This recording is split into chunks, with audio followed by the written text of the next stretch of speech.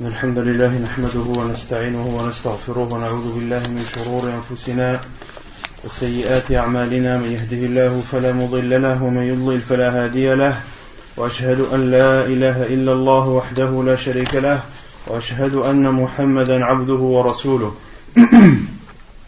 يا أيها الذين آمنوا اتقوا الله حق تقاته ولا تموتن إلا وأنتم مسلمون يا أيها الناس اتقوا ربكم الذي خلقكم من نفس واحدة وخلق منها زوجها وبث منهما رجالا كثيرا ونساء واتقوا الله الذي تساءلون به والأرحام إن الله كان عليكم رقيبا يا أيها الذين آمنوا اتقوا الله وقولوا قولا سديدا يصلح لكم أعمالكم ويغفر لكم ذنوبكم ومن يطع الله ورسوله فقد فاز فوزا عظيما أما بعد فإن خير الكلام كلام الله وخير الهدي هدي محمد صلى الله عليه وسلم وشر الأمور محدثاتها وكل محدثة بدعة وكل بدعة ضلالة وكل ضلالة في النار.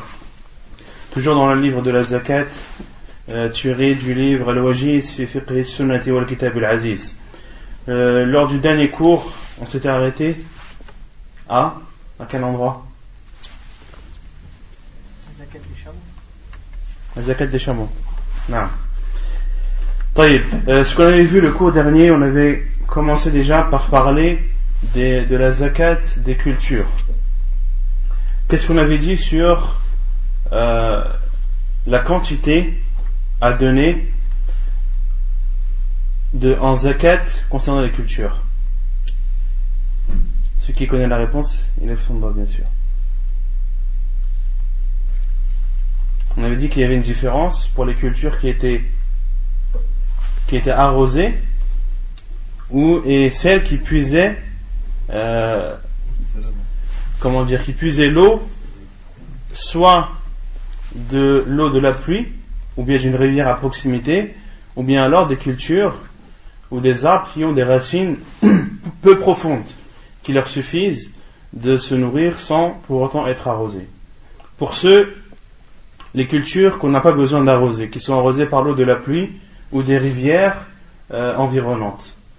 Combien devons-nous donner de zakat? 10%. Combien? 10%. 10%, al-ushr. Et les cultures que l'on a arrosées, nous-mêmes, qu'on a pris la peine d'arroser, la zakat est de 5%. Et de 5%. Nisfu al-ushr, la moitié du dixième, autrement un vingtième. Vous suivez ou pas? Le nisab pour les cultures, c'est combien? C'est quoi le nisab? C'est au moment de la... Le nisab, qu'est-ce que le nisab?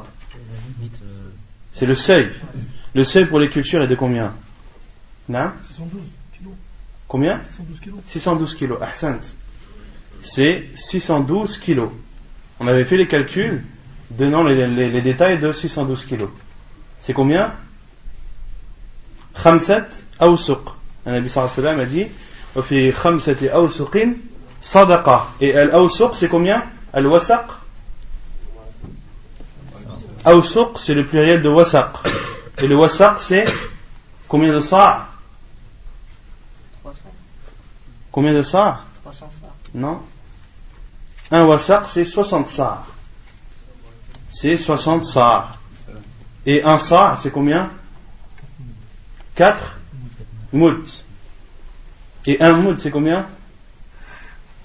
Un sa' c'est combien en kilos? On avait donné la quantité exacte en kilos d'un sa'. Un sa' c'est 2040 grammes. Sachant qu'un wasaq ça fait 60 sa'. Donc 5 awsuq ça fait combien de sa'? Ça fait 300 sa'. Donc pour connaître le nisab des cultures, c'est 300 fois 2040 qui fait 612. Vous suivez ou vous ne suivez pas? Non, c'est un. Donc pour la zakat des cultures qui sont arrosées par l'eau de la pluie ou d'une rivière, la zakat, la quantité à sortir est de 1 dixième de ce que tu as, à condition que ce que tu as comme récolte est supérieur à 612 kilos. Et lorsque tu l'arroses toi-même, tu dois donner 5%, ou autrement dit, 1/20 de ta récolte. Ensuite, on avait parlé de l'khars. Qu'est-ce que le khars? Qu'est-ce que la traduction de l'khars? L'estimation. On avait dit qu'il était autorisé d'estimer la zakat avant même que la récolte ait eu lieu. Et qu'il est autorisé à l'État musulman d'envoyer des personnes pour estimer la zakat des gens, en regardant leurs palmiers ou leurs vignes, etc. On avait cité les hadiths à ce sujet. Ensuite, on a parlé, troisièmement, de la troisième sorte de zakat. Donc la première sorte de zakat, c'est la zakat. La première, sur l'or et l'argent. La deuxième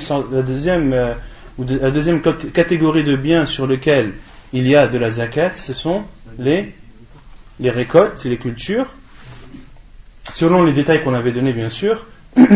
Et les troisièmes biens sur lesquels également il y a zakat, ce sont les bestiaux qui comprennent les ovins et les bovins, et entrent également dedans les chameaux. Donc on avait parlé de la zakat des chameaux. La zakat des chameaux. Quel est le nisab pour que la personne doit sortir la zakat sur les chameaux? Combien au minimum de chameaux doit-il avoir en sa possession? 5 chameaux. En dessous de 5, est-ce qu'il lui est obligatoire de donner la zakat? Non. S'il désire, est-ce qu'il a le droit de donner ou pas? Celui qui a 4 chameaux et qui veut donner de la zakat sur ces 4, est-ce que c'est obligatoire ou pas? Non. Mais s'il veut faire une chose préférable, non, il a le droit, bien sûr. Car dans le hadith, le prophète sallallahu alayhi wa sallam a dit illa an yasha'a rabbuha, sauf si son propriétaire le désire. Lorsqu'il en a 4, en dessous de 5, il a le droit de donner la zakat s'il le désire. Comment priver quelqu'un qui veut faire un bien? Pourquoi le priver? D'accord? Donc ensuite on avait expliqué ou commencé à expliquer le hadith de Anas ibn Malik radiyallahu anhu, lorsqu'il a été envoyé à Al-Bahrain par Abu Bakr radiyallahu anhu, qui était le calife à l'époque, et Abu Bakr radiyallahu anhu a écrit les détails de la zakat, et l'a écrit bien sûr en concordance avec la sunna du prophète sallallahu alayhi wa sallam, qui lui-même a reçu ses obligations et ses commandements de qui? D'Allah subhanahu wa ta'ala.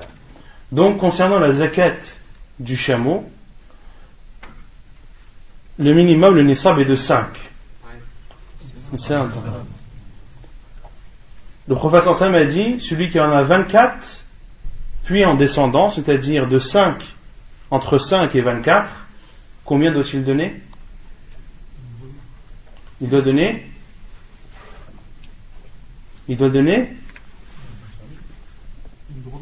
une brebis. Une brebis pour combien de chameaux? Entre 5 et 25, il doit donner combien de brebis? Pour chaque 5 chameaux, il doit donner une brebis. Donc s'il en a 5, il donne une brebis. S'il en a 10, il en donne 2. S'il en a 15, s'il en a 20, 4. Et s'il en a 25, 5. C'est ça, hein? 25, c'est 5. C'est sûr? Non? C'est de 5 à 24. Arrivé à 25, là, c'est une autre zakat à donner. D'accord? Et entre 5 et 10, celui qui en a 7, il donne une brebis ou 2? Une seule. Car ce qui est compris entre 5 et 10, tu en donnes une. Tout ce qui est compris entre 10 et 15, tu en donnes 2. Tout ce qui est compris entre 15 et 20, tu en donnes 3. Et entre 20 et 25, tu en donnes 4. Le 25 compris ou non compris? Non compris. Ensuite, lorsque la personne en a 25, jusqu'à 35. jusqu'à 34. On n'est pas au juste prix, les frères, là. C'est un nombre que le professeur sallam a donné. La zakat du chameau, c'est entre 25 et 35. Entre 25 et 35, ça doit être une certitude. D'accord? Entre 25 et 35, qu'est-ce que le musulman doit donner comme zakat? Une chamelle de 1 an, qui est appelée en arabe Bintu Makhad. D'accord? Ensuite, entre 36 et 45. Qu'est-ce qu'il doit donner comme zakat? Une chamelle de 2 ans. Bintu Laboun. Et s'il veut donner un chameau de 2 ans, il a le droit ou pas? Bien sûr. Il a le droit, bien sûr. Le prophète sallam a dit Bintu Laboun, a dit une chamelle de 2 ans. Il n'a pas dit un chameau de 2 ans. Donc il n'a pas le droit de donner un chameau de 2 ans. Le prophète sallam a dit une chamelle. Et une chamelle de 2 ans est plus chère et plus précieuse qu'un chameau de 2 ans. D'accord? Donc le prophète sallam a dit Bintu Laboun. Donc une chamelle. Tu ne dois pas donner de chameau. Tu dois donner une chamelle. Donc entre 36 afwan et 45, on doit donner une chamelle de 2 ans. Ensuite, entre 46 et combien? Et 60. Ahsant. Entre 46 et 60 chamelles, qu'est-ce qu'on doit donner comme zakat? Une chamelle de 3 ans, qui est appelée en arabe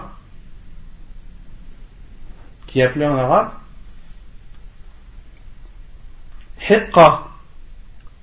Al-Hiqqa. Ensuite, entre 61 et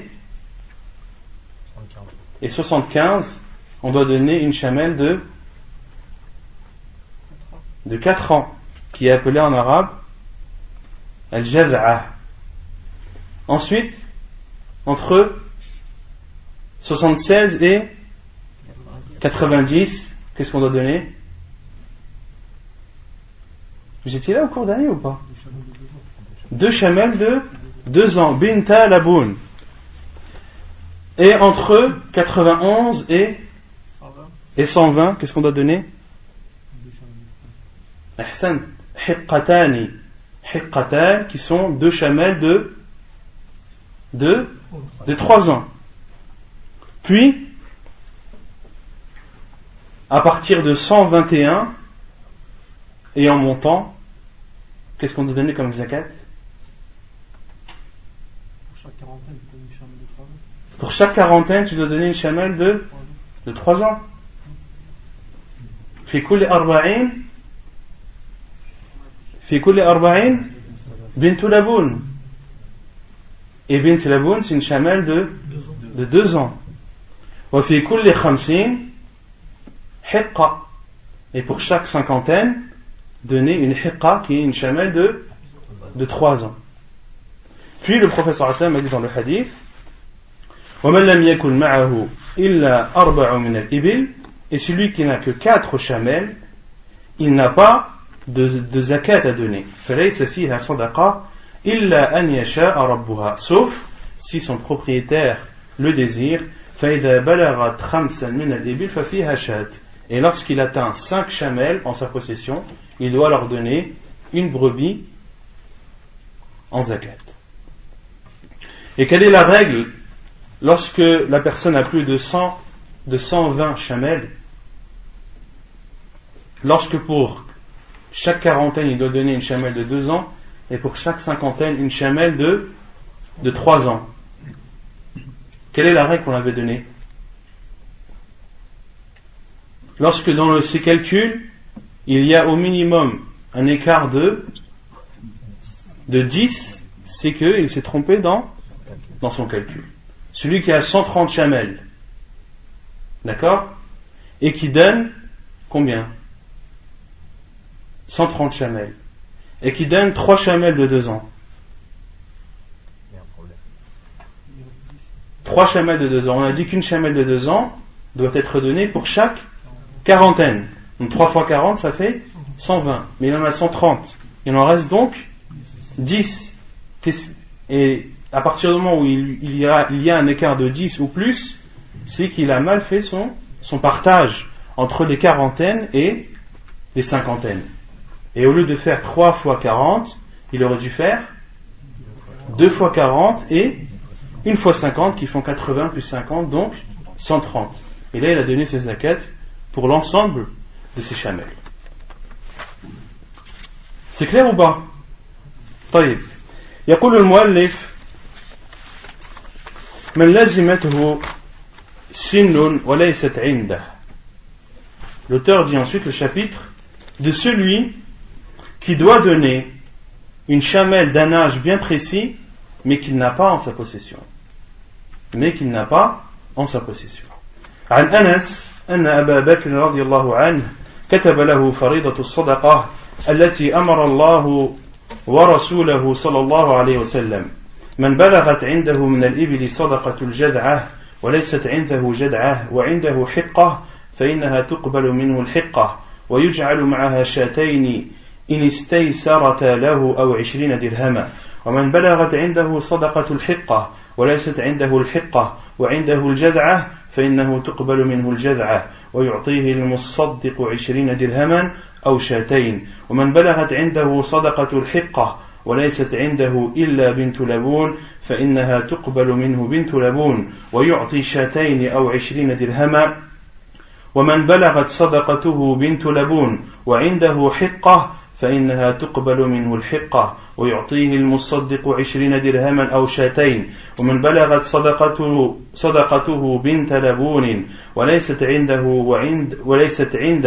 وعنده بنت مخاض فإنها تقبل منه بنت مخاض ويعطي معها 20 درهما أو شاتين. حديث صحيح رواه أبو داود البخاري والنسائي وابن ماجه.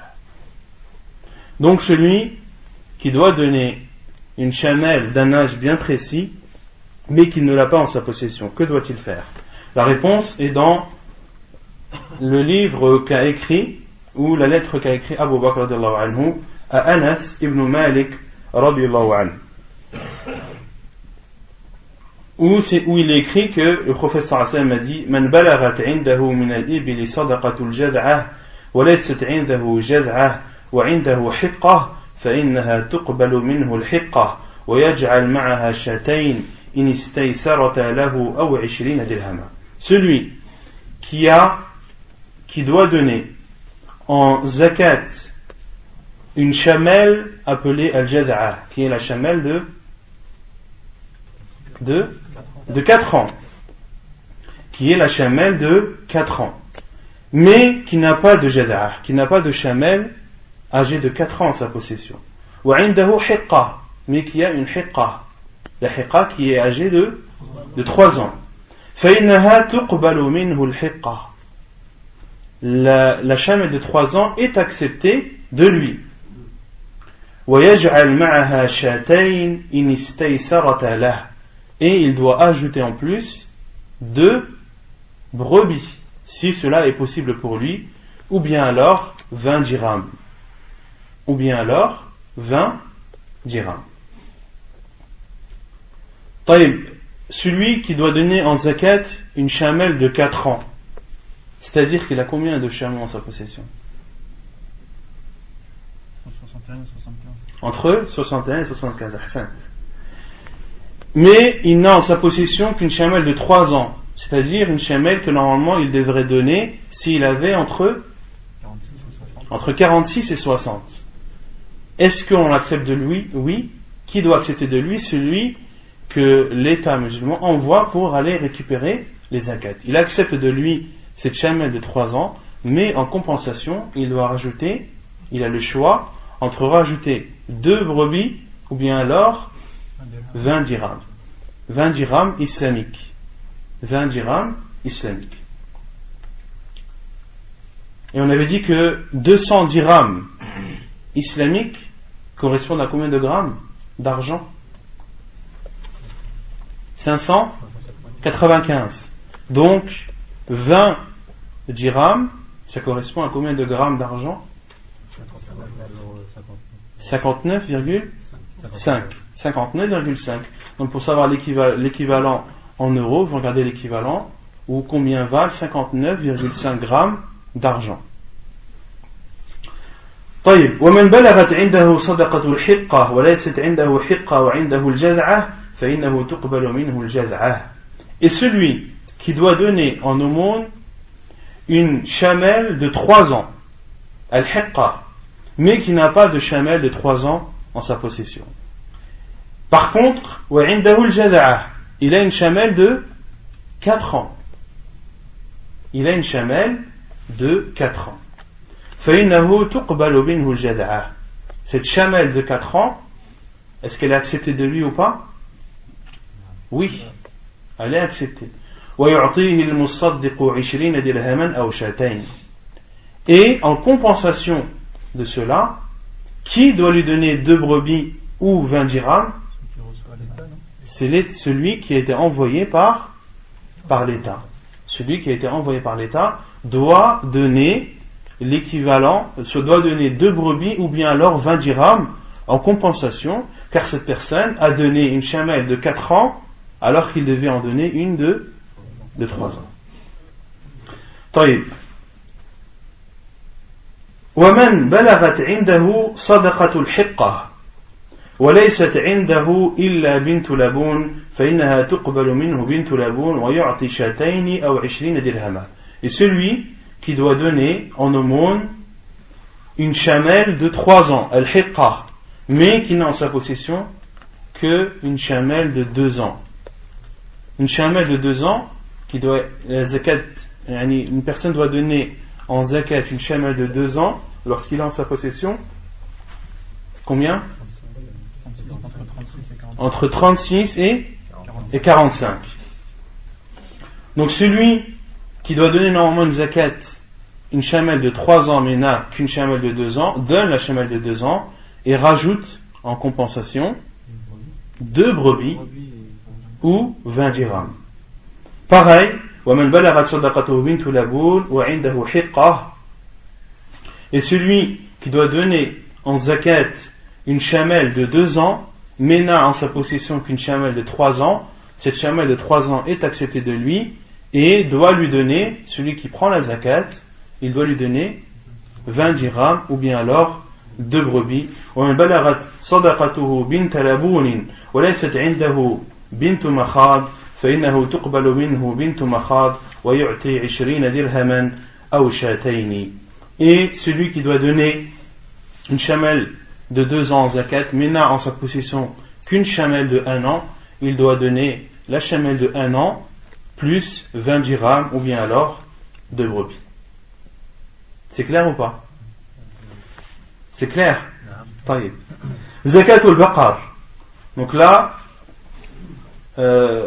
on a terminé avec la zakat des chameaux. Et c'est la plus difficile des zakats. C'est là où il y a le plus de calculs, le plus de difficultés, tout simplement car un chameau, c'est un animal qui coûte très cher. C'est un animal qui coûte très cher et qui est précieux, qui est beaucoup plus important que les autres bestiaux comme les vaches, les brebis ou autres. Zakatul baqar, la zakat des vaches. النصاب ومقدار الواجب. Quel est le nisab, le seuil, ainsi que les quantités à donner concernant la zakat des vaches. عن معاذ بن جبل قال بعثني رسول الله صلى الله عليه وسلم إلى اليمن وأمرني أن آخذ من البقر من كل 40 مسنة ومن كل 30 تبيعا أو تبيعة. حديث صحيح رواه الترمذي وأبو داود والنسائي وابن ماجه. Selon Mu'ad ibn Jabal, radiallahu anhu, il dit, le prophète sallallahu alayhi wa sallam m'a envoyé au Yémen. Le prophète sallallahu alayhi wa sallam a envoyé Mu'ad ibn Jabal, qui était un des savants parmi les compagnons du prophète sallallahu alayhi wa sallam.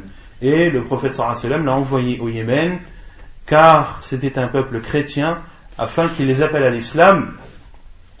Et parmi les recommandations que lui a donné le prophète sallallahu alayhi wa sallam, il dit, et il m'a ordonné de prendre sur les vaches, c'est-à-dire de prendre la zakat sur les vaches, pour chaque 40, une musinna. Pour chaque 40, al-musinna. Et al-musinna, c'est une vache, donc c'est une femelle, âgée de 2 ans. Âgée de 2 ans. وَمِن كُلِّ 30 تَبِيعًا أَوْ تَبِيعَةً. Et pour chaque trentaine, de donner en zakat tabi'an ou tabi'ah, c'est-à-dire une vache de 1 an. Une vache de 1 an. Ou un veau de 1 an. Là, le prophète sallam a donné le choix entre une femelle ou un mâle. Tabi'an, qui est un mâle de 1 an, et tabi'ah, qui est une femelle de 1 an. طيب, quel est le nisab dans ce hadith? Quel est le seuil minimum dans le hadith? 30. Le nisab c'est 30, car c'est le plus petit nombre qui a été cité dans ce hadith. Et le prophète sallallahu alayhi wa sallam a dit pour chaque 40, tu dois donner une musinna. Il n'a pas dit musinna ou musinnah ou musinna. Il a dit musinna.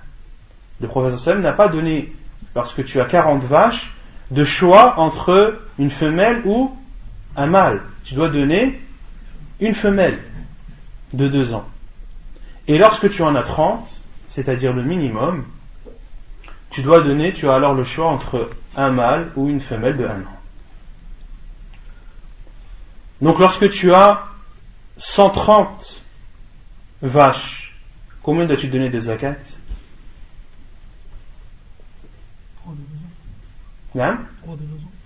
3 de 2 ans. Ça fait combien? Ça fait 120. 2 de 2 ans et 2, ça fait combien?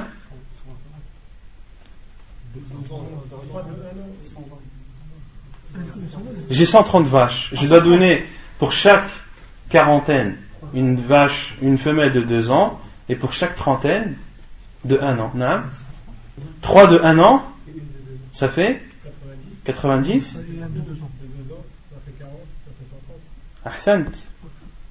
Donc tu as dit 3 de 1 an, donc ça fait 3 fois 30, donc 90, plus une de 2 ans, ce qui fait 40, 90 plus 40, ça fait 130. C'est bon?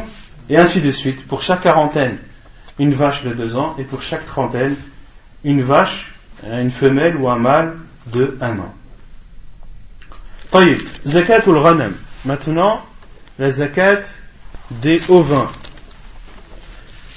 La zakat des ovins qui comprend les moutons, les brebis, les chèvres et les boucs. طيب, النصاب ومقدار الواجب.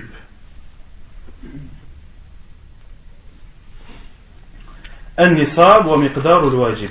Quel est le seuil concernant la zakat des ovins ainsi que la quantité à donner?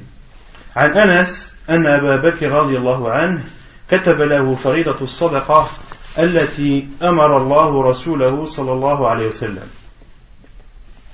وفي صدقة الغنم في سائمتها إذا كانت 40 إلى 20 و100 شاة فإذا زادت على 20 و100 إلى 200 شاتان فإذا زادت على 200 إلى 300 ففيها 3 فإذا زادت على 300 ففي كل 100 شاة فإذا كانت سائمة الرجل ناقصة من 40 شاة واحدة فليس فيها صدقة إلا أن يشاء ربها. حديث صحيح رواه ابن ماجه والدارقطني والبيهقي أو حديث كما سبق في البخاري وأبو داود والنسائي وابن ماجه. Selon Anas ibn Malik, que Abu Bakr radiallahu anhu, lorsqu'il l'a envoyé Al-Bahrain, lui a écrit l'obligation de la zakat qui a été ordonnée par Allah à son envoyé sallallahu alayhi wa sallam. Et dans la zakat des ovins, fi sa'imatiha. Fi sa'imatiha, on avait déjà expliqué ce terme sa'im. Qu'est-ce que ça veut dire sa'im? Une brebis qui est sa'ima, c'est-à-dire c'est une brebis qui Elle mange du pâturage qui est arrosé par la pluie. non, elle mange du pâturage naturel. D'accord? Elle mange d'un pâturage dont l'herbe, Allah subhanahu wa ta'ala, c'est celui qui l'a fait pousser. D'accord? Autrement dit, qu'elle n'est pas nourrie par son propriétaire. Qu'elle n'est pas nourrie par les propres moyens du propriétaire. D'accord? Si une personne ou un fermier est obligé d'acheter du foin pour nourrir ses bestiaux, est-ce qu'elles sont considérées comme étant sa'ima? Non. Est-ce qu'il doit sortir la zakat sur ces bestiaux? Oui ou non? Non. Car parmi les conditions, on va le voir après, pour sortir la zakat des bestiaux, c'est qu'elles mangent d'un pâturage libre. D'accord? Qu'elles ne soient pas nourries par leur propriétaire. Donc, dans les ovins qui sont sa'im, c'est-à-dire qui mangent d'un pâturage, إذا كانت 40 إلى 20 و100, lorsqu'elles atteignent 40 jusqu'à 120 شاتٌ, tu dois donner une brebis. Lorsque tu as de 40 à 120 moutons, tu dois donner une brebis en zakat. Donc le nisab est de 40, car le professeur Hassan a commencé par 40. Celui qui en a 39, la zakat n'est pas obligatoire pour lui. فإذا زادت على 20 و100 إلى 200 شاتان, et celui qui en a 121 jusqu'à 200, il doit donner 2 brebis. Il doit donner 2 brebis. فإذا زادت على 200 إلى 300 ففيها 3. Et lorsqu'il en a de 201 à 300, il doit donner 3 brebis. فإذا زادت على 300, et lorsqu'il en a plus que 300, ففي كل 100 شاة, pour chaque centaine, il y a une brebis. De 40 à 120, une brebis. De 121 à 200, 2 brebis. De 201 à 300, 3 brebis. Et au-dessus de 300, pour chaque centaine, une brebis. Taïb, celui qui en a 399, combien est-ce qu'il doit donner de zakat? Celui qui a 399. Comment tu as compté 4? 300 par centaine. Plus de 300? Pour chaque centaine, on a une brebis. Donc pour plus de 300, pour chaque centaine, j'ai une brebis. J'ai dit 399. Il y a combien de centaines dans 399? Il y a combien de centaines dans 399? 3, donc 3 brebis. Lorsque tu en as 301, c'est une autre façon de calculer. Ensuite, le professeur Hassan a dit فإذا كانت سائمة الرجل ناقصة من 40 شاة واحدة, et lorsque l'homme ou la personne a moins de 40, c'est-à-dire on a 39, à 40 moins 1, c'est-à-dire 39, فليس فيها صدقة, il n'est pas obligatoire pour lui de donner la zakat, إلا أن يشاء ربها, sauf si le propriétaire le souhaite. Celui qui en a 39, mais malgré que la zakat ne soit pas obligatoire pour lui, désire donner une aumône, est-ce qu'il a le droit? Oui. Et combien est-ce qu'il donne? Autant qu'il veut. Celui qui veut donner, il donne autant qu'il veut, car c'est pour lui une chose surérogatoire, c'est un bien en plus qu'il apporte. طيب شروط وجوب الزكاة في المواشي. Donc sur tous la zakat des bestiaux, il y a des conditions. Il y en a 3. شروط وجوب الزكاة في المواشي.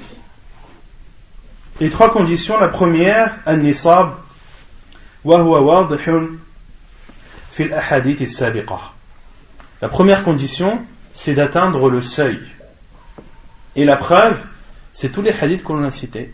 Pour chaque catégorie de biens que l'on a cités dans lesquels on doit sortir la zakat, il y a pour chaque catégorie un nisab, un seuil bien défini. Pour l'or, c'est combien le nisab? 85 grammes. Pour l'argent, 595. Pour les cultures, combien? 612. Et pour les chameaux, 5. Pour les vaches, combien? 30.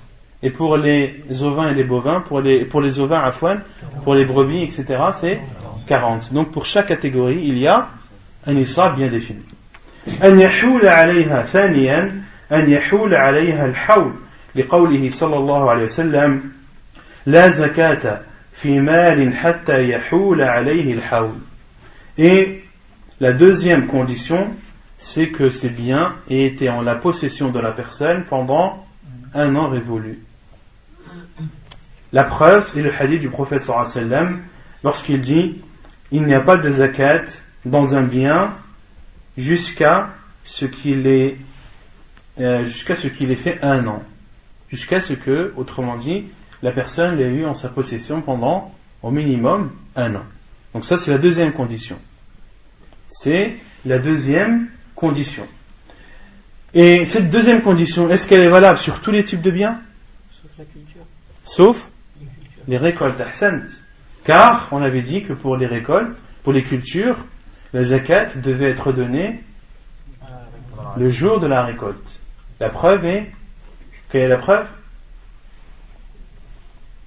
وَآتُوا حَقَّهُ يَوْمَ حَصَادِهِ. Et donner son droit, c'est-à-dire la zakat, يَوْمَ حَصَادِهِ, le jour de la récolte. Le jour de la récolte. Donc, pour celui qui est agriculteur, qui a un champ de blé, il doit donner la zakat de sa récolte le jour où il moissonne, le jour où il récupère le blé. Il pèse la quantité qu'il a et donne en fonction de la façon dont a été arrosé son champ. Si c'est lui-même qui l'a arrosé, il doit donner 5%, et si son champ a été arrosé par la pluie ou par une rivière, il doit donner 10%. طيب ثالثا أن تكون سائمة أي راعية في الكلاء المباح أكثر العام لقوله صلى الله عليه وسلم في صدقة الغنم في سائمتها إذا كانت 40 و20 إذا كانت 40 إلى 20 و100 شاة. وقوله صلى الله عليه وسلم وفي كل إبل سائمة في كل 40 ابنة لبون. Et la troisième condition, et ceci est propre aux bestiaux, c'est qu'elles doivent être sa'imah. Et sa'im, c'est-à-dire celle qui est dans celle qui se nourrit fil kala il mubah, dans un pâturage libre. Dans un pâturage libre, et ceci aktharul am, la plupart du temps. Autrement dit, si un fermier donne à nourrir à ses bêtes pendant 3 mois,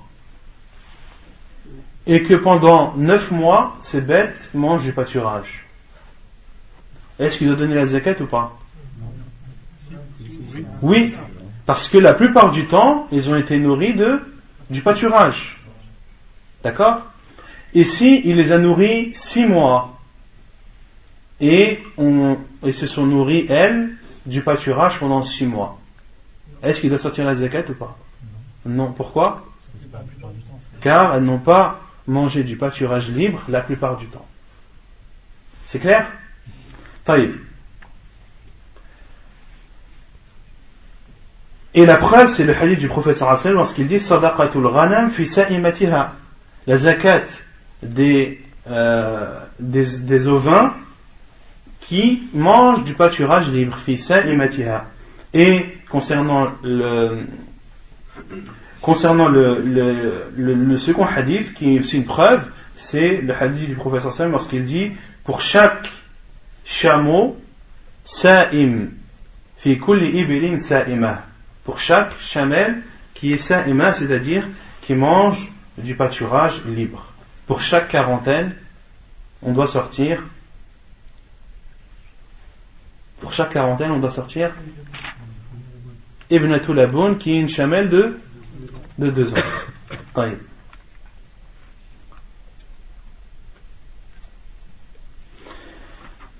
ما لا يؤخذ في الزكاة, ce qui ne doit pas être pris dans la zakat. Car on a bien dit, lorsque on avait donné la définition de la zakat, c'est une quantité bien précise d'un bien bien précis qui doit être donné à des personnes bien précises. Donc là, quels sont les types de biens qui ne doivent pas être pris pour la zakat? عن ابن عباس أن رسول الله صلى الله عليه وسلم لما بعث معادا على اليمن قال وإياك وكرائم أموالهم. Lorsque, selon Abdullah ibn Abbas, il dit, lorsque le prophète sallallahu alayhi wa sallam a envoyé Mu'ad ibn Jabal au Yémen, il lui a dit Iyaka wa kara'ima amwalihim, et fais attention à leurs biens précieux. Le prophète sallallahu alayhi wa sallam a dit à Mu'ad, fais attention à leurs biens précieux. Autrement dit, qu'est-ce qu'un bien précieux? C'est-à-dire que celui qui a été envoyé par l'État pour récupérer la zakat, il arrive devant un troupeau de 60 moutons. Combien de zakat il y a? Combien? Une brebis ou 2? Il en a 60. 60 c'est compris entre 40 et 120. Et entre 40 et 120, la zakat est de une brebis. Il voit dans le troupeau la meilleure des brebis, celle qui est le plus en forme, celle qui est la plus aimée de ce berger. Il dit, je te prends celle-ci. Comment est-ce qu'il va réagir? Il va mal le prendre. C'est une bête qui lui est chère. Il ne renie pas le fait de donner la zakat. Il veut donner une brebis. Mais cette brebis, elle est précieuse à ses yeux. Elle est chère à ses yeux. Le musaddiq ne doit pas prendre les biens précieux des gens. Le prophète sallallahu alayhi wa sallam a dit à Mu'adh ibn Jabal, Iyaka wa kara'ima amwalihim. Pareil pour les chameaux. Pareil pour les vaches. D'accord? De prendre une bête qui remplit les conditions et de laisser la bête qui est chère à son propriétaire, le laisser à ce propriétaire. Donc ça, c'est le premier type de bien qui ne doit pas être pris pour la zakat.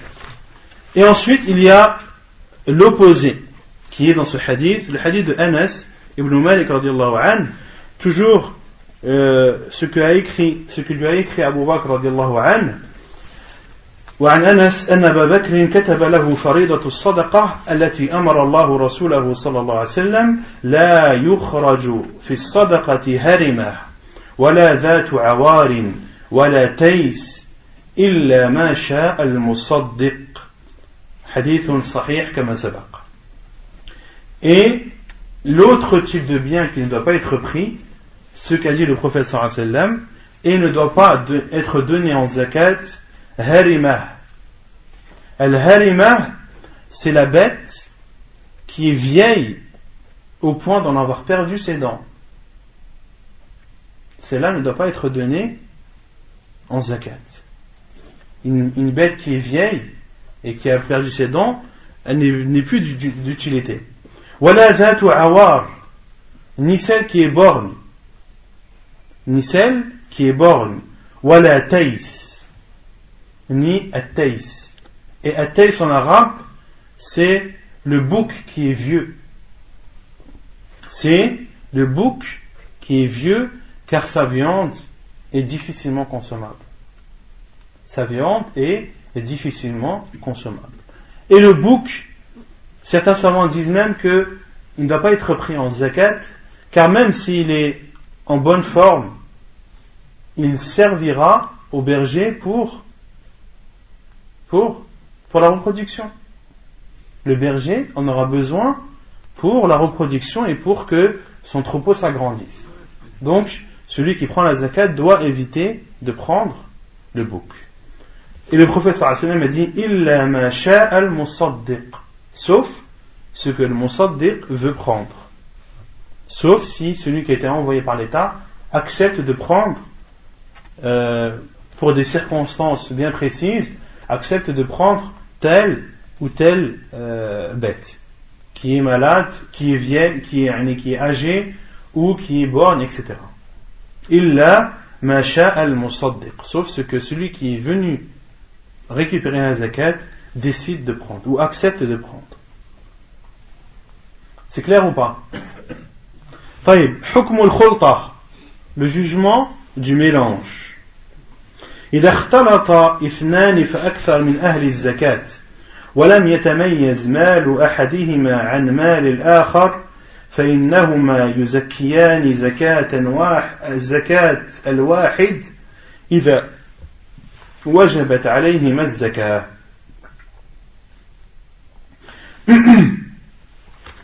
Lorsque deux personnes ont chacun en leur possession un troupeau, et que les deux troupeaux se sont mélangés et mangent du même pâturage, de telle sorte que les biens de l'un ne sont pas distingués du bien de l'autre, c'est-à-dire qu'ils mangent dans le même pâturage sans qu'il n'y ait de cloison, sans qu'il n'y ait de séparation, sans pouvoir dire ces bêtes-là sont à lui, ces bêtes-là sont à lui. Tout est mélangé.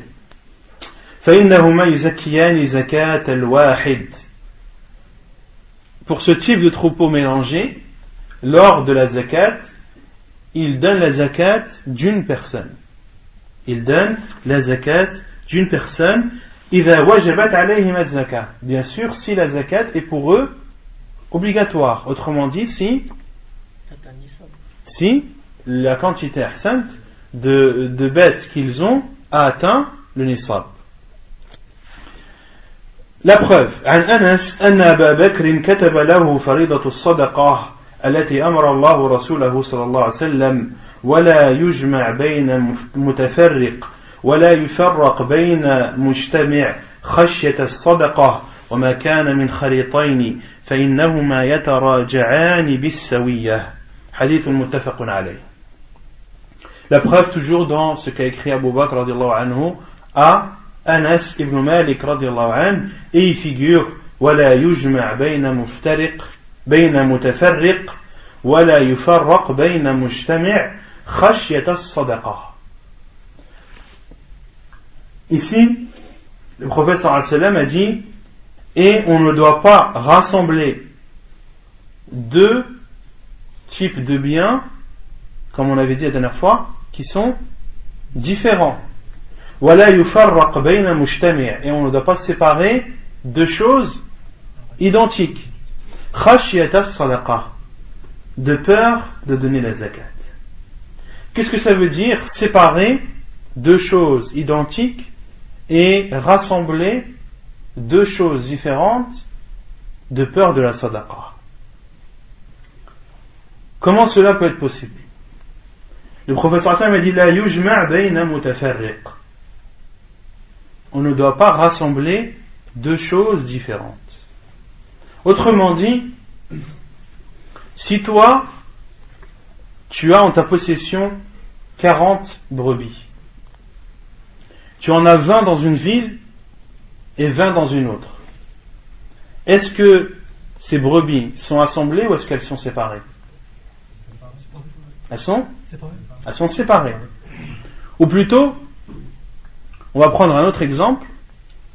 Lorsque tu en as 40 de chaque, tu as 40 brebis dans une ville et tu en as 40 autres dans une autre. D'accord? Ce sont deux troupeaux bien distincts, bien différents. Et en islam, comme on a vu, à partir du moment où tu as 40 brebis, tu dois donner en zakat une brebis. Donc autrement dit, cette personne qui a 2 troupeaux différents, chaque troupeau étant composé de 40, combien est-ce qu'il doit donner? 2 brebis. Une pour chaque quarantaine. D'accord? Mais cette personne dit non, moi j'ai pas envie de donner 2 brebis en zakat. Je vais en donner qu'une. Et comment je vais faire? Je vais les rassembler. Il va prendre les 2 quarantaines, ça lui fera en tout 80. Et la zakat pour 80 brebis, elle est de 1, car 80 c'est compris entre 40 et 120. Vous voyez, c'est pour ça que le prophète sallallahu alayhi wa sallam dit khashyata as-sadaqa, de peur de donner la zakat. Et ceci, même si la personne le fait, n'autorise pas son acte. Celui qui fait ça, et même s'il a ses 80 brebis, il doit donner 2 brebis en zakat. Car ce sont 2 troupeaux bien différents, bien séparés. D'accord? Et l'inverse aussi. Il est interdit de séparer khashyata as-sadaqa. De même qu'il est interdit de séparer de peur de donner la zakat. Celui qui a un troupeau de 40 moutons, il dit non, moi je donne pas la zakat. Je vais mettre 20 dans telle ville et 20 dans l'autre. Au résultat, il aura 2 troupeaux de 2 fois 20. Or, le nisab pour les brebis, c'est de 40. Donc, au final, combien de brebis il donne? 0. Donc, il a séparé de peur de donner la zakat. Et ceci est interdit en islam. Ceci est interdit en islam. Ensuite, le prophète sallallahu alayhi wa sallam a dit وَمَا كَانَ خَلِيطَيْنِ فَإِنَّهُمَا يَتَرَاجَعَانِ بِالسَّوِيَّةِ. Et ce qui est mélangé, chacun doit donner sa part juste. Chacun doit donner sa part juste. Autrement dit, 2 personnes, il y a 2 types de 2 types d'associations autorisées concernant les bêtes. 2 personnes peuvent être associées sur un troupeau. D'accord? Par exemple, l'un a 40 brebis, l'autre a 20. D'accord? Sur le troupeau, il y a une personne, un des associés, qui a les 2 tiers, et l'autre qui a 1 tiers. Ceci est autorisé en islam ou pas? C'est autorisé. D'accord? Et pour ce troupeau de 60, il y a une seule zakat à donner. C'est une brebis. Mais le professeur Hassan a dit فَإِنَّهُمَا يَتَرَاجَعَانِ بِالسَّوِيَّةِ. Mais chacun doit donner sa part respective. C'est-à-dire celui qui a les 2 tiers du troupeau doit donner les 2 tiers d'une brebis, l'équivalent des 2 tiers d'une brebis. Et celui qui a en sa possession 20 brebis, autrement dit le tiers, doit donner 1 tiers de la brebis. D'accord? Donc ça, c'est un type d'association qui est autorisé. Il y a aussi un autre type d'association qui est autorisé, c'est le fait que chacun a sa part, mais que les 2 troupeaux mangent du même pâturage et boivent de la même eau. Ils sont considérés comme étant associés, même si chacun a son bien à lui, sans être associé sur l'ensemble. Vous avez compris? Si l'un a 40, l'autre a 40, mais c'est le même pâturage. Ces 80 brebis mangent du même pâturage, boivent de la même eau. En islam, c'est considéré comme al-khulta, comme un mélange. Et lors de la zakat, ils doivent donner la zakat d'une brebis, et chacun se sépare la moitié, l'un ayant 40, l'autre quarantaine. Ça, c'est une association qui est autorisée en islam. D'accord? Ce n'est pas comme la même personne qui a 2 troupeaux séparés et qui les rassemble pour se sauver de la zakat. C'est clair ou pas? طيب رابعا زكاة الركاز.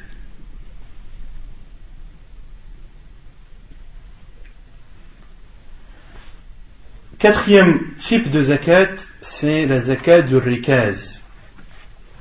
الركاز دفن الجاهلية الذي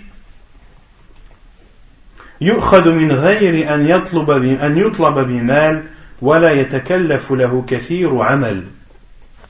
Qu'est-ce que الركاز? La définition de rikaz,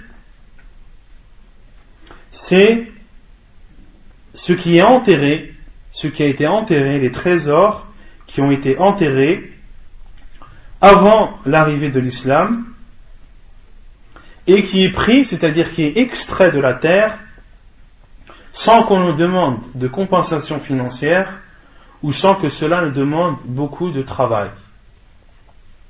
D'accord?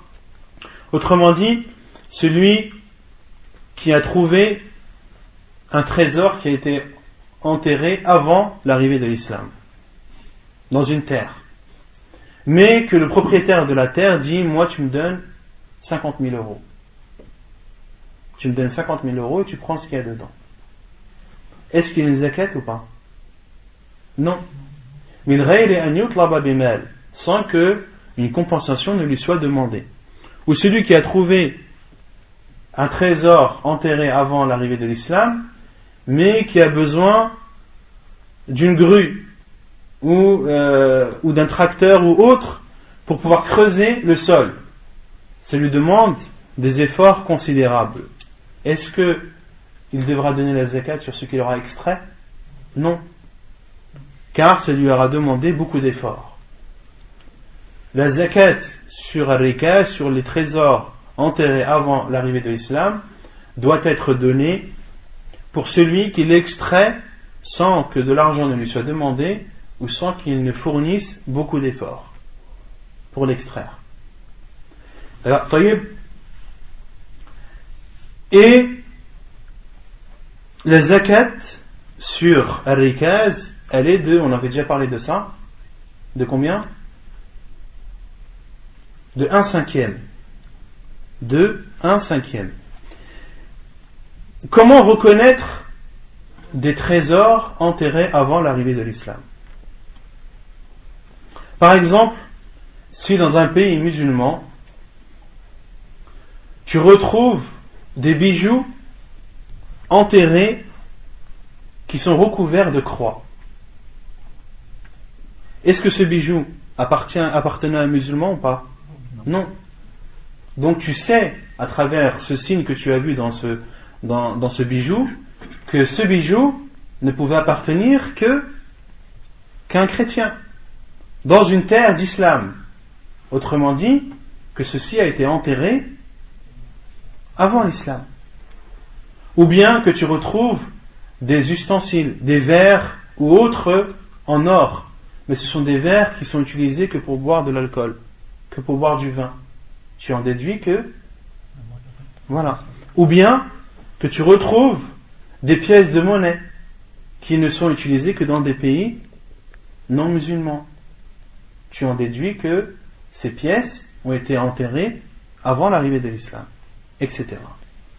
Et lorsque tu trouves un bien mais qu'il n'y a aucun signe qui te permet de dire que ceci a été enterré avant l'islam, qu'est-ce que tu fais? Ceci est considéré comme... Non, c'est considéré comme un objet trouvé. Et les objets trouvés, al-luqata en arabe, il y a des règles bien précises. Vous les connaissez ou pas? Quelles sont les règles des objets trouvés? Au bout d'un an, il t'appartient. Au bout d'un an, si personne n'a réclamé, 3 jours. 3 jours. Tout d'abord, il faut différencier. Il y a 2 sortes d'endroits où tu peux trouver cet objet. Soit tu trouves un objet trouvé dans un endroit habité. Fi ardin maskouna, comme cela est rapporté dans Sahih al-Bukhari. Dans une terre habitée. Le professeur Hassan me dit fa'arrifuhu. Annonce cette trouvaille. Essaie de trouver le propriétaire. Et si tu trouves cet objet dans une terre qui n'est pas habitée, le professeur Sam m'a dit فَفِيهِ وَفِي الرِّكَازِ الْخُمْسِ. Dans ce que tu as trouvé et dans le rikaz, c'est-à-dire les trésors enterrés avant l'arrivée de l'islam, al-khumuz, tu dois donner le 5e. D'accord? Autrement dit, si tu trouves 100 000 euros en plein milieu d'une forêt, qu'est-ce que tu fais? La forêt, elle est habitée ou pas? Non. Tu dois donner un 5e de cette somme. Et le reste est à toi. Et le reste est à toi. Mais lorsque tu as trouvé 100 000 euros dans une ville, là c'est autre chose. Là c'est tout autre chose. Tout d'abord, il faut annoncer. Certains savants disent qu'il faut l'annoncer tous les jours pendant une semaine. Puis qu'il faut l'annoncer chaque semaine pendant un mois. Et ensuite qu'il faut l'annoncer un mois. Et il faut l'annoncer une fois chaque mois pendant un an. Et une fois les un an dépassés, malgré tes efforts, et lorsque tu annonces, il y a une façon d'annoncer. Tu dois annoncer la nature de l'objet sans donner de description. Ça ne sert à rien de dire j'ai trouvé 100 000 euros avec 100 billets de 500, etc. Et en donnant tous les détails, là tu peux être sûr que tout le monde le lendemain vont venir te dire j'ai perdu telle somme avec tant de billets, tant de billets. Non, dis j'ai perdu de l'argent. Tu dois dire la nature de la chose. Plutôt j'ai trouvé de l'argent, ou bien j'ai trouvé une montre, ou bien j'ai trouvé un bijou, une bague, etc. Sans donner de description. Et lorsque la personne qui est susceptible de l'avoir perdu vient, alors demande-lui les détails. C'est toi qui as perdu de l'argent? Oui. Combien tu as perdu? J'ai perdu 100 000 euros. Est-ce que tu pourrais me dire combien de billets il y avait? Oui, je peux te dire combien de billets il y avait. Là, tu sais que c'est bien cette personne qui a perdu cet argent et tu lui rends son bien. Taïb. Si le fait d'annoncer cette trouvaille te coûte de l'argent,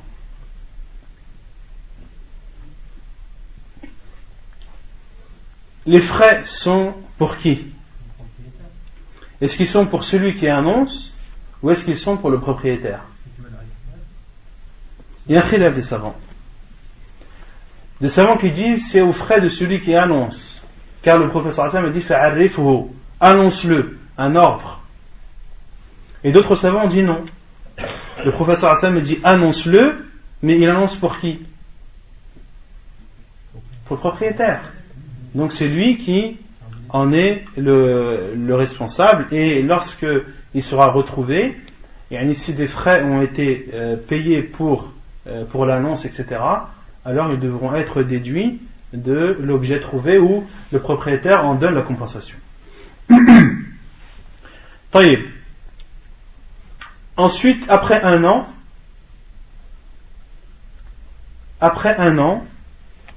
cet argent est la propriété de celui qui l'a trouvé. Après un an, après avoir fait tout le possible pour annoncer et utiliser tous les moyens en sa possibilité pour annoncer, c'est la propriété de la personne. Sauf si le propriétaire est retrouvé par la suite, alors l'argent doit lui être restitué. S'il revient au bout de 10 ans et qu'il demande son bien, tu dois lui donner son bien. Et avant les 1 an, il n'est pas autorisé d'utiliser ce bien, sauf dans des cas bien précis. Par exemple, tu as trouvé 1 tonne de pastèques. Tu vas attendre 1 an pour les rendre à son propriétaire? Ça ne sert à rien. Donc là, qu'est-ce qu'il faut faire? Il faut les vendre. Vendre ces pastèques et garder l'argent équivalent. Donc là, c'est un cas précis, ou des cas, il n'y a pas que celui-ci, on peut en dire plusieurs, mais c'est des cas où il est autorisé à la personne d'utiliser ce bien pour le bien du bien.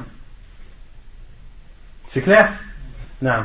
Question par rapport aux objets trouvés en fait. Si on trouve ça par exemple dans un pays, tu vois, normalement l'objet trouvé il appartient pas au pays, non?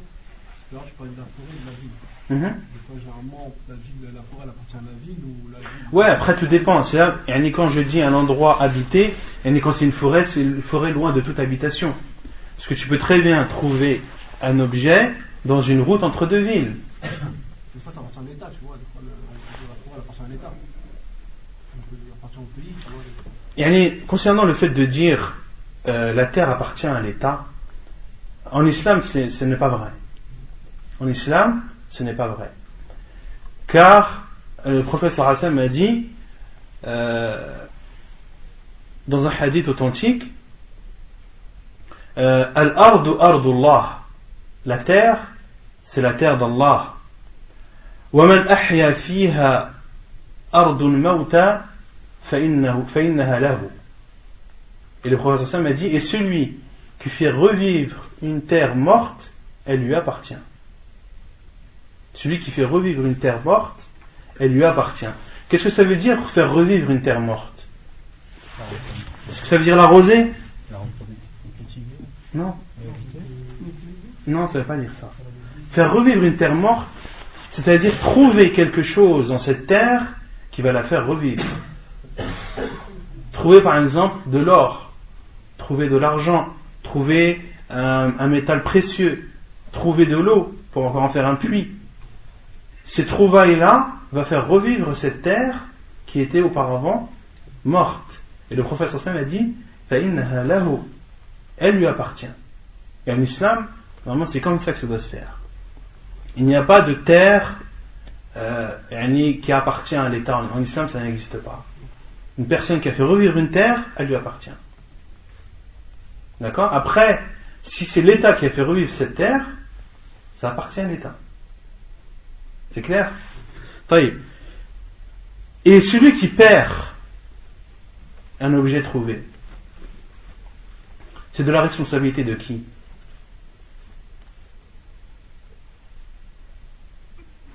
Tout le monde s'était. C'est de la responsabilité de celui qui l'a pris. Si tu as trouvé 10 000 euros et que tu les as perdus, et que le propriétaire les réclame, c'est de ta responsabilité à toi. Et tu dois lui rendre. Donc l'objet trouvé est de la responsabilité de celui qui l'a trouvé. Non. Est-ce que c'était considéré comme une amana, le moment où on l'a trouvé? Bien sûr, c'est une amana. C'est une amana que tu n'as pas le droit d'utiliser avant 1 an. Non. Donc, tout ça pour revenir à Rikaz, lorsque ce que tu as trouvé n'a pas de signe distinctif, de signe qui permet de le reconnaître et de savoir que c'est un trésor qui a été enterré avant l'islam, alors c'est considéré comme un objet trouvé qui a des jugements auxquels des jugements sont attachés. وتجب فيه الزكاة على الفور من غير اشتراط حول ولا نصاب لعموم قوله صلى الله عليه وسلم وفي الركاز الخمس.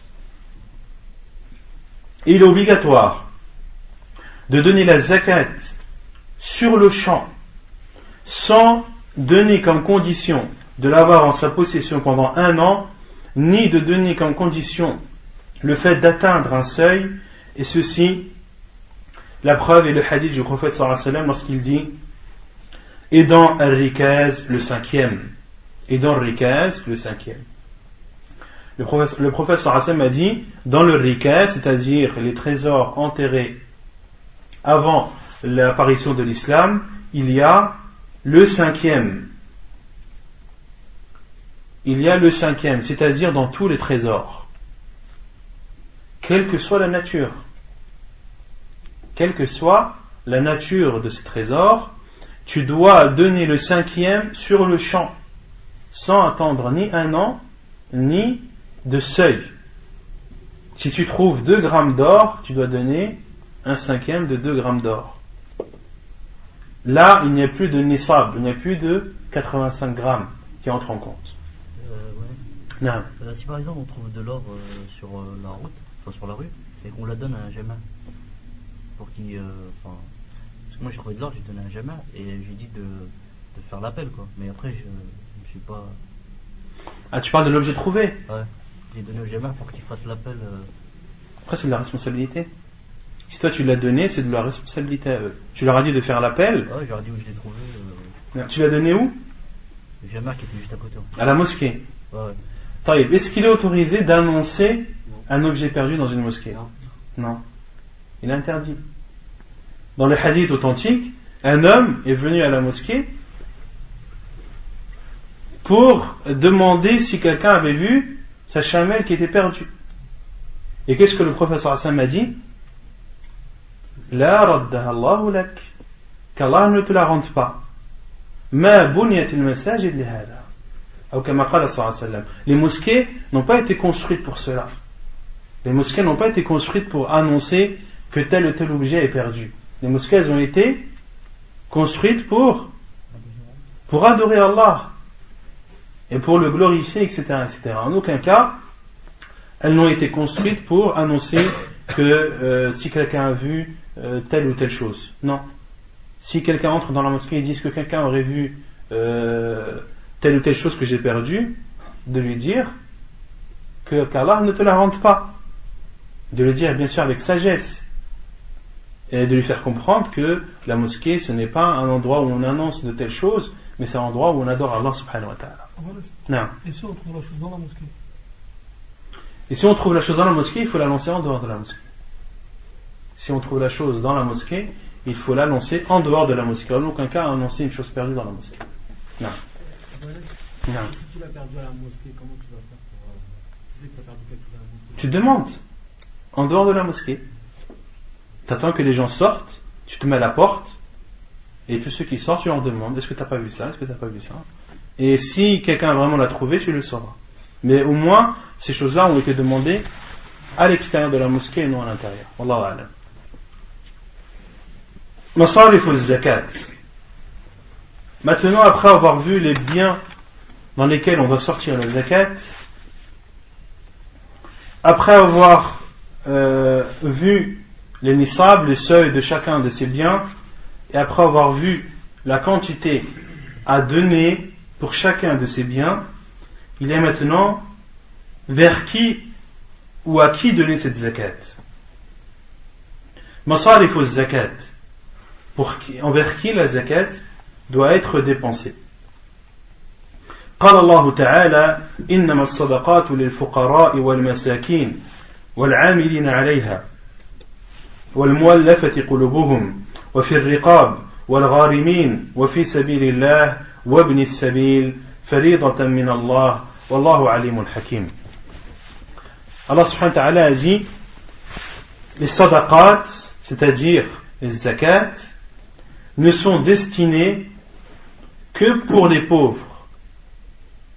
Et Allah subhanahu wa ta'ala a dit innama, et en arabe innama tufidu al-hasr, c'est-à-dire que la zakat doit être donnée à ceux qui vont être cités et uniquement à ceux qui vont être cités.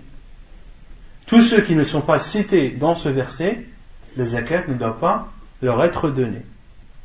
Innama sadaqat, les sadaqat ne sont destinés que pour les pauvres, al-fuqara, wal-masakin, les nécessiteux, wal-amilina alayha, ceux qui y travaillent, c'est-à-dire ceux qui y travaillent, ceux qui sont chargés de la récolte ou de tout autre travail en rapport avec la zakat. Wal-amilina alayha wal-mu'allafati qulubuhum, et ceux dont les cœurs sont à prendre.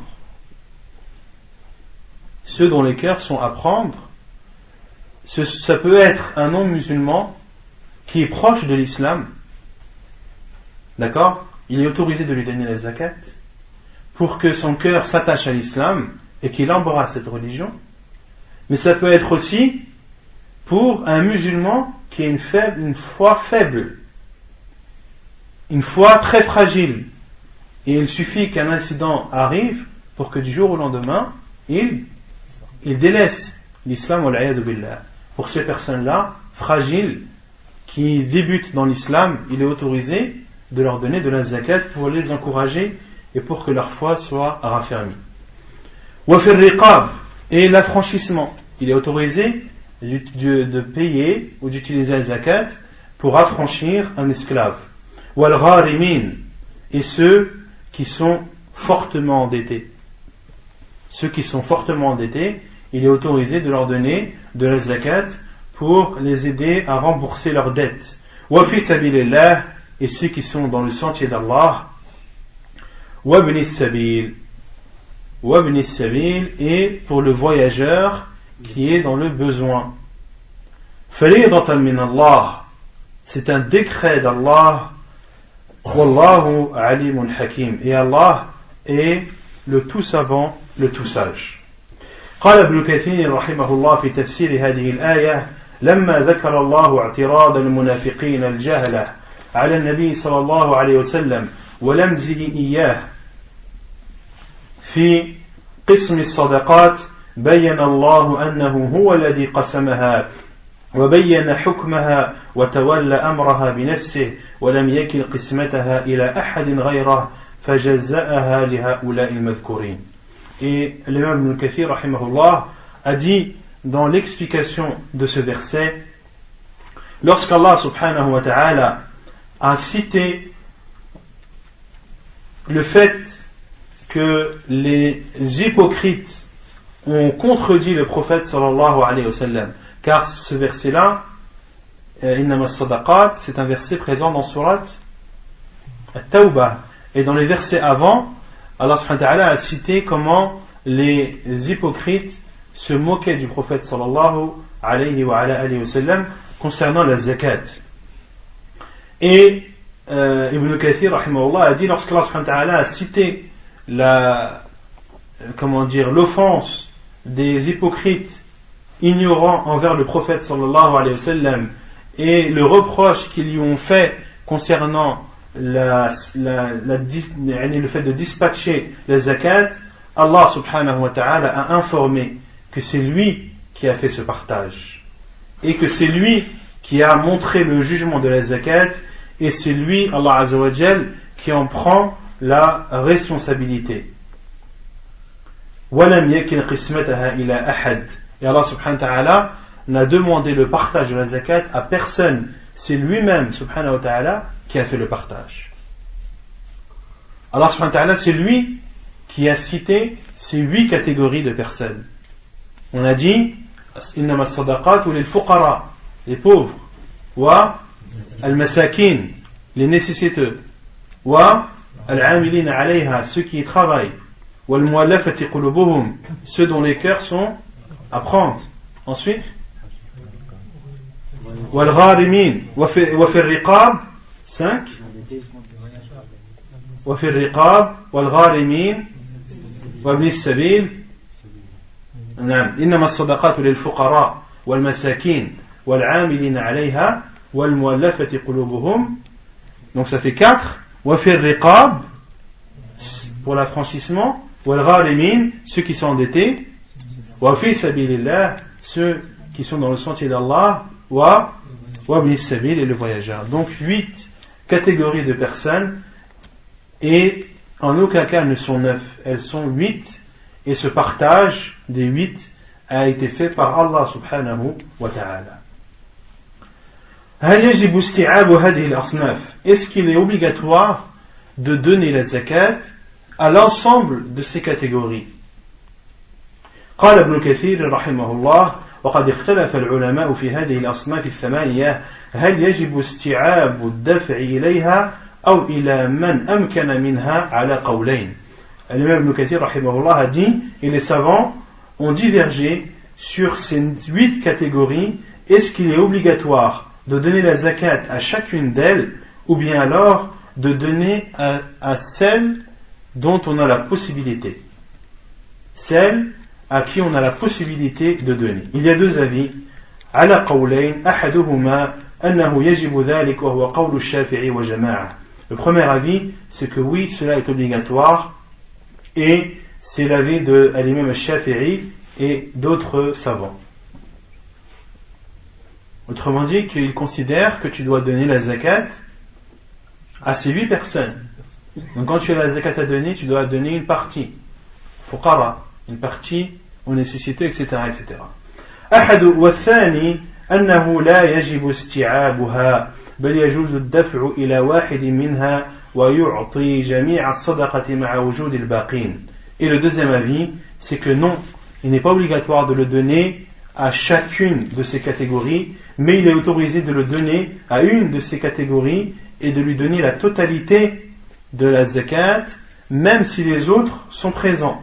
وهو قول مالك وجماعة من السلف والخلف. Et c'est l'avis de l'imam Malik radiyallahu anhu rahimah et de plusieurs personnes parmi les salafs. منهم parmi eux عمر وحذيفة وابن عباس وأبو العالية وسعيد بن جبير وميمون بن مهران وقال ابن جرير وهو قول عامة أهل العلم. Parmi eux, Omar ibn Khattab, Hudayfa ibn al-Yaman, Abdullah ibn Abbas, Abu al-Aliyah, Sa'id ibn Jubayr, Maymoun ibn Mahran et l'imam ibn Jarir, rahimahullah, qui a l'imam ibn Jarir al-Tabari, qui a le meilleur exégèse du Coran. Le meilleur exégèse du Coran, c'est le tafsir de l'imam al-Tabari. L'imam al-Tabari, c'est sans contestation le meilleur des exégèses du Coran, car il a expliqué, il utilise les athars, les hadiths du prophète sallallahu alayhi wa sallam et les paroles des compagnons pour expliquer le Coran. Il a dit, Ibn Jarir al-Tabari rahimahullah, et c'est l'avis de la plupart des savants, et c'est l'avis de l'ensemble des savants, c'est-à-dire qu'il est autorisé de donner la zakat à une partie ou à une catégorie de ces 8, même si les autres sont présentes, il est autorisé de donner la totalité à une seule de ces catégories. وعلى هذا فإنما ذكرت الأصناف هاهنا لبيان المصرف لا لوجوب استيعاب الإعطاء. Et donc le verset nous montre donc les catégories de personnes envers qui il nous est autorisé de donner la zakat, et on ne doit pas comprendre du verset qu'il nous ordonne de donner à chacune de ces catégories. Mais Allah subhanahu wa ta'ala a voulu dans ce verset nous montrer les différentes voies possibles dans lesquelles la zakat est autorisée. قال ابن كثير ونذكر أحاديث تتعلق بكل من الأصناف الثمانية. Et ensuite Ibn Kathir a dit, et nous allons citer les hadiths en rapport avec chacune des 8 catégories, et ce sera Inch'Allah dans le cours prochain, la semaine prochaine بإذن ونكتفي بهذا القدر وسبحانك اللهم وبحمدك أشهد أن لا إله إلا أنت أستغفرك وأتوب إليك.